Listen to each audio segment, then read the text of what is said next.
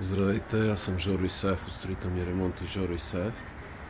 Това е едно освежаване на един апартамент, но се оказва, че от външната страна имаше доста пукнатини, люпеше се и в предишното видео може да се види в какво състояние стана след като го люпих.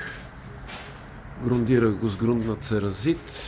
Това е шпакловано 3 пъти с семин за бани, за влажни помещения, поради причината, че това не е шпакловано с някакъв вид теракоз мрежа, ами беше шпакловано с обикновен гипс.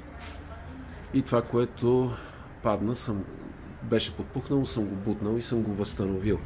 Останалата част не е пипана. Сега колко ще издържи, нямам представа, защото е на 12 години някъде сградата. И сега съм го изшлайфал, ще огрунирам пак с церазит и съм взел на Оргахим на леко фасадна боя.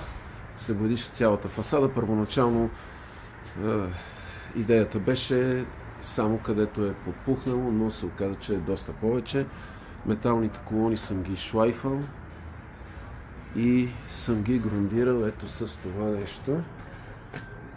Тук горните също, които са около прозорците, освен е тук тази част, която е може би до де-факто първото и второто цялостно. Това остава сега да го догрундирам, че вчера ми свърши грунда, и след това с автоемая лак ще бъде минато 2 пъти.